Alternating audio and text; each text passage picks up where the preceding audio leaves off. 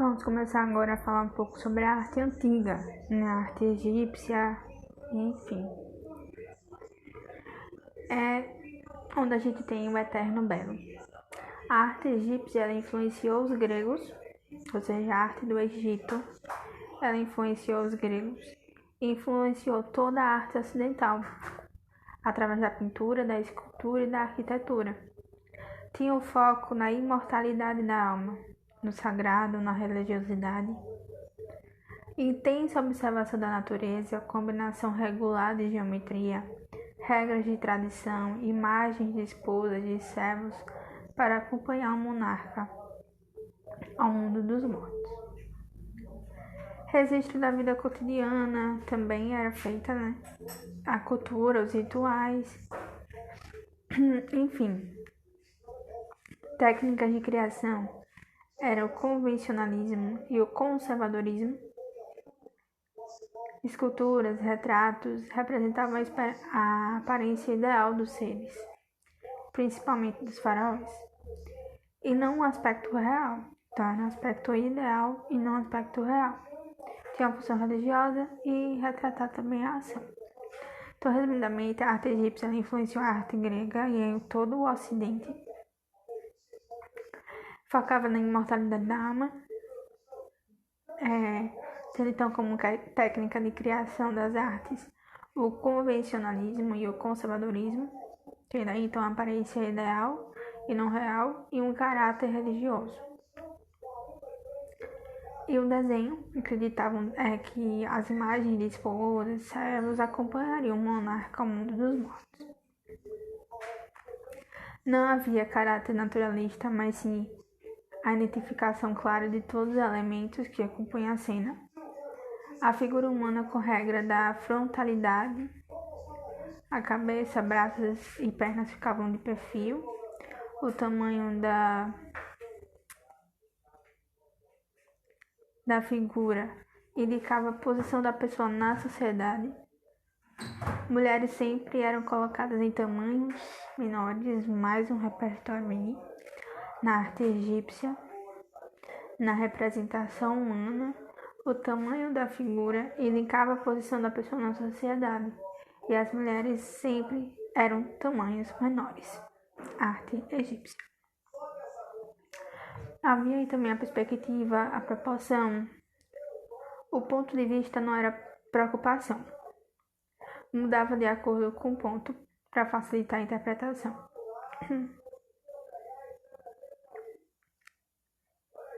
Camadas então que o ponto de vista não era preocupação, mudava de acordo com o ponto para facilitar a interpretação.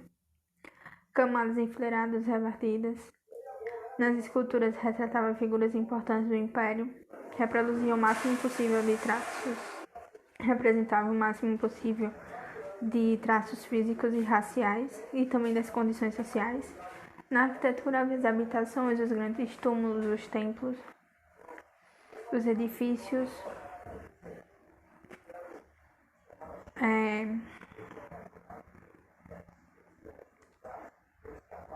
os edifícios residenciais efêmeros, como a vida, construídos com materiais pouco duradouros, como argila e madeira, efêmero, certo? Dura pouco.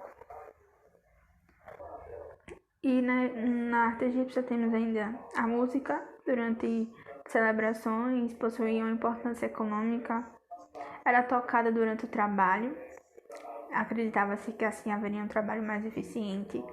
Então a gente tem até um repertório da arte egípcia também, além da questão da mulher.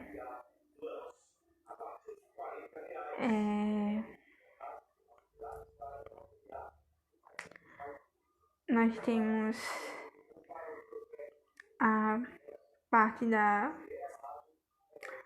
da importância de criar mecanismos que tornem o trabalho mais eficiente. Então, homens e mulheres tocavam flauta, harpas, tambores, tamborins. A dança, em algumas ocasiões, as imagens dos dançarinos acrobáticos foram encontradas. Conclusão, do Egito Antigo, o mundo foi influenciado pelas pirâmides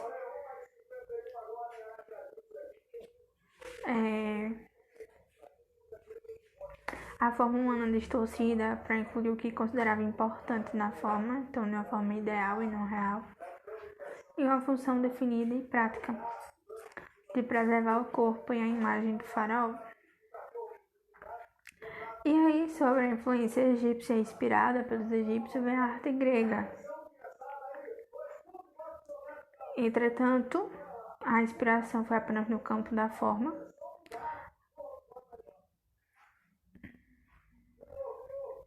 A arte precisava de formas mais modestas e orgânicas, de homens para homens.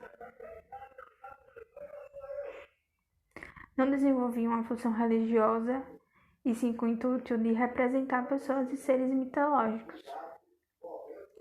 A escultura então sofreu de início a influência, mas depois desenvolveu-se para uma visão exclusivamente grega. Então, o Egito, ele influenciou, mas até certo ponto. A partir de determinado ponto, a gente tem que diferenciar isso. A gente tem que trazer mais para nossa realidade, para o que realmente importa. Tornar menos ideal e ser mais real. Mesmo que haja ainda a questão dos seres mitológicos. Então traz proporção, traz equilíbrio, perfeição idealizada do corpo humano. Então essa perfeição idealizada do corpo humano é na arte grega. A pintura tem um aspecto mais popular. A gente tem as estátuas, os murais, as cerâmicas, o cotidiano das pessoas, a mitologia, deuses e semideuses. Mas poucas dessas pinturas resistiram ao tempo.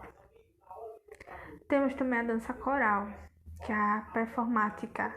Cantores usavam máscaras homenageando um deus.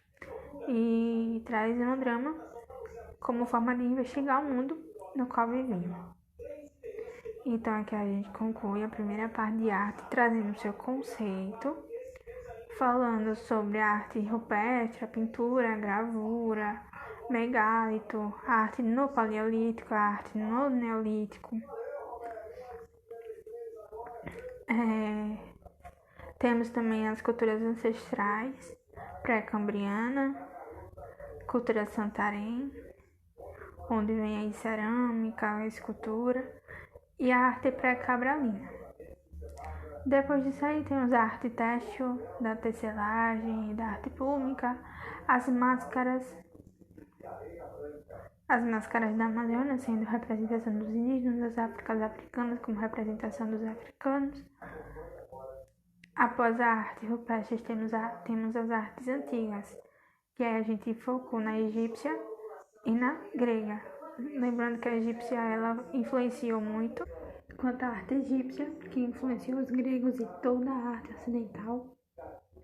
Tem a questão da imortalidade, as técnicas de convencionalismo e de conservadorismo, a representação das figuras humanas com a frontalidade e também que o tamanho da imagem indicava a posição da pessoa na sociedade, tem aí as mulheres como tamanhos menores.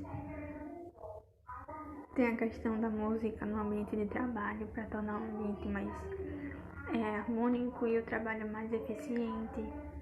Tem a dança, as pirâmides, a forma distorcida do homem, trazer uma questão mais ideal e menos real, e a preservação do corpo e da imagem do faraó. Aí vem a Grécia, que foi inspirada pelos egípcios até certo ponto, mas depois trouxe formas mais modestas e orgânicas, de homem para homem, uma expressão mais realista do ser humano, mas ao mesmo tempo ainda aí trazendo a proporção, o equilíbrio e uma perfeição idealizada do corpo.